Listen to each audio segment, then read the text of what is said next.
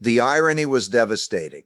Marcus Richardson, heir to a $2.3 billion manufacturing fortune, had spent the last 4 years moving his entire portfolio into secure assets. Treasury bills, money market accounts, certificates of deposit, high-grade corporate bonds. Everything his financial advisors called prudent and conservative. Everything that was supposed to protect wealth during uncertain times. Ray Dalio felt his hands tremble when he hung up the phone. His oldest friend, billionaire Marcus Richardson, had just called to say goodbye before declaring bankruptcy. Not because Marcus had made bad investments or risky bets, but because he had done exactly what conventional wisdom suggested. He had kept his wealth safe in cash, and it had destroyed him. Ray stared at his phone, still processing what Marcus had just explained through tears. In January 2022, Marcus had liquidated his stock positions, sold his real estate holdings, and converted his $2.3 billion fortune into cash-equivalent assets yielding 4% annually. "I wanted to preserve capital," Marcus had said. "I thought I was being smart." But Ray knew the mathematics of what had happened next. While Marcus was earning 2 to 4% on his safe investments, real inflation had averaged 8 to 12% annually. Not the official government inflation numbers that claim 3 to 4%, but the inflation that actual families experience when buying food, energy, housing, healthcare, and education. The purchasing power erosion had been relentless and invisible.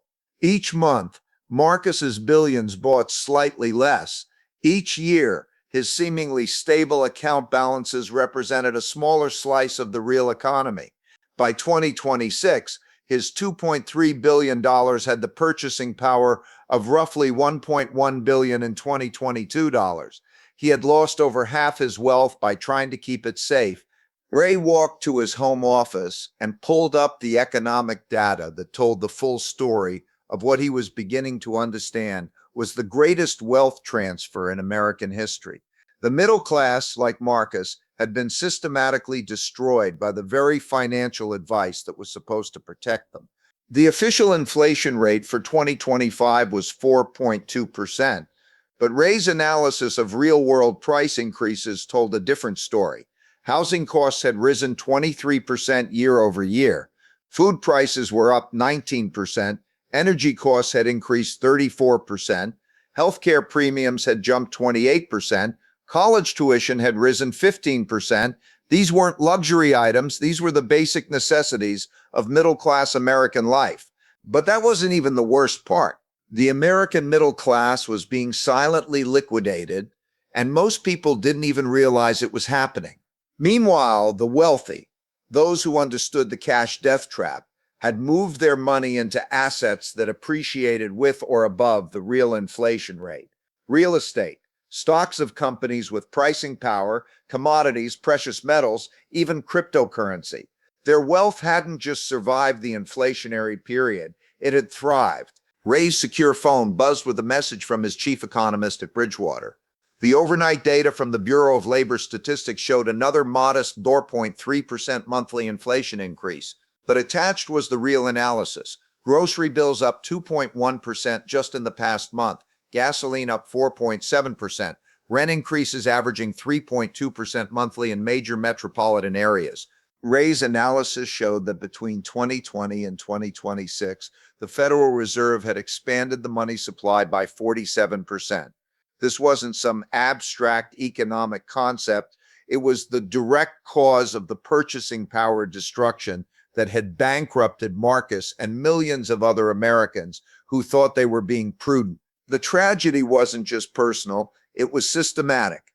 An entire generation of Americans had been taught that keeping money in safe investments was the path to financial security. But in an inflationary environment created by unprecedented government spending and money printing, safe had become the riskiest strategy of all.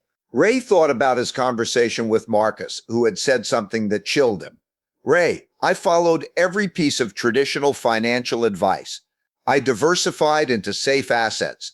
I avoided risky investments. I listened to my advisors who said cash was king during uncertain times. And I lost everything while people who bought risky assets got rich. But as Ray dug deeper into the data, he discovered something even more disturbing. The cash death trap wasn't an accident. It was the predictable consequence of policies that benefited asset owners at the expense of cash savers, those close to the Federal Reserve's money creation process.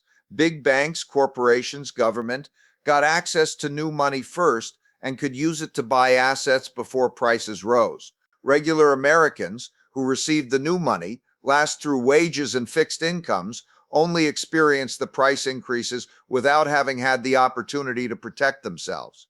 This was the Cantillon Effect in action, and it was systematically transferring wealth from the middle class to the already wealthy. Ray's phone rang. It was Janet Yellen's office. Ray's blood ran cold. How did the Treasury Department know about Marcus's private financial collapse? And why did they care about one billionaire's poor asset allocation decisions? I'm listening, Ray replied carefully. Mr. Dalio, we need to discuss the Richardson situation. We understand he's filing for bankruptcy today. What exactly do you want from me? Ray asked. Mr. Dalio, Marcus Richardson isn't the only one. We're tracking 347 similar cases among high net worth individuals who moved to cash equivalent assets between 2022 and 2024. This represents approximately $890 billion in destroyed wealth. Ray sat down hard. The scope of the wealth destruction was beyond anything he had imagined. Hundreds of billions of dollars in American wealth had been silently confiscated through monetary policy, and most of the victims had no idea they were under attack. We need you to prepare a confidential analysis of the domestic wealth transfer implications. We need to understand how much middle-class wealth has been lost to inflation, and we need to model what happens when people realize what's been done to them. Ray understood immediately. The government wasn't concerned about the wealth destruction itself. They were concerned about what would happen when Americans figured out that their safe financial strategies had been systematically exploited by monetary policy. Over the next 6 hours, Ray and his team at Bridgewater compiled the most comprehensive analysis of inflation-driven wealth transfer in American history. The numbers were staggering. The middle class had been systematically robbed, and the weapon used against them was their own financial prudence.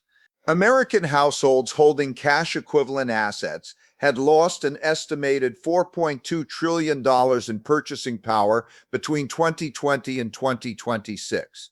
Meanwhile, those holding real assets had gained approximately $6.8 trillion.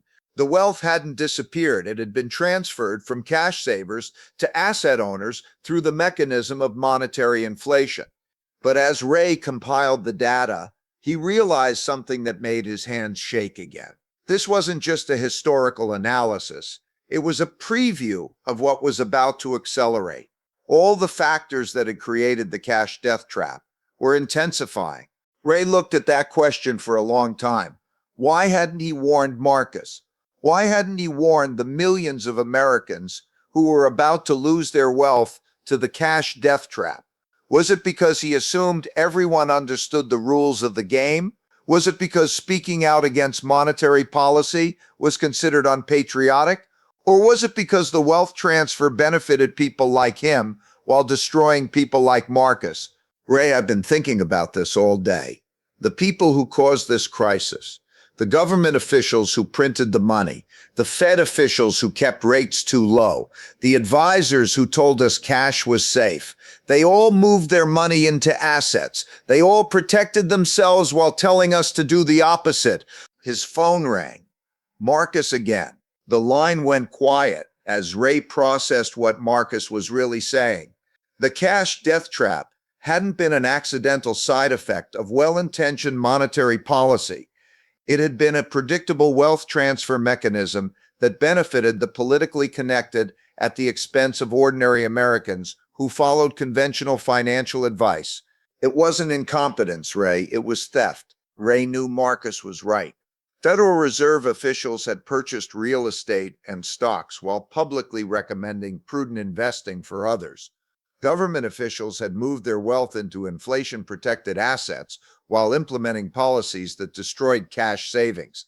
Financial advisors had kept their wealthy clients in real assets while putting middle-class clients in safe cash equivalent investments. Ray's computer screen showed an urgent market alert. Overnight inflation data had come in higher than expected again, and Treasury yields were spiking as international investors began questioning America's ability to service its debt without further money printing. The cash death trap was accelerating. At 2:17 a.m., Ray made the decision that would define the rest of his career. He began typing an analysis that would expose the cash death trap publicly, knowing it would make him enemies among the Federal Reserve, Treasury Department, and financial services industry that profited from keeping ordinary Americans in cash equivalent assets. But what troubled Ray most wasn't the economic data. It was the realization that he had been complicit in one of the largest wealth transfers in American history, not through malice, but through silence. By not warning people like Marcus about what was coming, he had enabled their financial destruction. His phone showed a final message from Marcus. Ray, I want you to promise me something. Don't let this happen to anyone else. People need to know that cash isn't safe anymore. People need to know that the game has changed. Promise me. But as he wrote, Ray realized something that made him pause. Publishing this analysis would help future victims protect themselves, but it wouldn't save the millions of Americans who had already lost their wealth. Marcus Richardson was just one name on a list of hundreds of thousands of people whose life savings had been silently confiscated through monetary policy. The American dream hadn't just died, it had been murdered by the very institutions that were supposed to protect it. And Ray Dalio, one of the world's most successful investors, had watched it happen without saying a word. I promise, Ray typed back, knowing that keeping that promise would cost him everything he had built in terms of establishment relationships, but possibly save millions of Americans from the fate that had destroyed his oldest friend.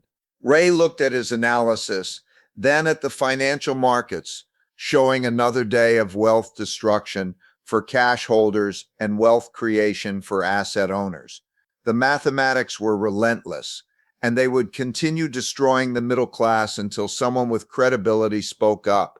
The cash death trap was real, and Ray Dalio was about to tell the world exactly how it worked.